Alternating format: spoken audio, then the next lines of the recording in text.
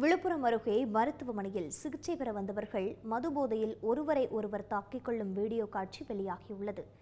அந்தலி கிராமத்தை சார்ந்த ஞானப்பிரகாசம் மற்றும் அதே பகுதியில் வசிக்கும் டேங்க் ஆபரேட்டரான சண்முகம் ஆகியோரிடையே குடிநீர் குழாய் அமைக்க தோண்டப்பட்ட பள்ளம் குறித்து முதலில் வாக்குவாதம் ஏற்பட்டுள்ளது. பின்னர் அது கைகலப்பாக மாறியதில் 2 பேரும் தங்களது ஆதரவாளர்களை அழைத்து வந்து ஒருவரை ஒருவர் தாக்கிக் கொண்டனர். படுகாயமடைந்த 20க்கும் மேற்பட்டோர் திருக்கோவிலூர் அரசு மருத்துவமனையில் சிகிச்சைக்காக அனுமதிக்கப்பட்டனர். அங்கு அவர்கள் மீண்டும் மோதலில் ஈடுபட்டனர். இந்த தகவலை அறிந்து வந்த போலீசார் மோதலில் ஈடுபட்ட 20 பேர் மீது வழக்கு பதிவு செய்துள்ளனர்.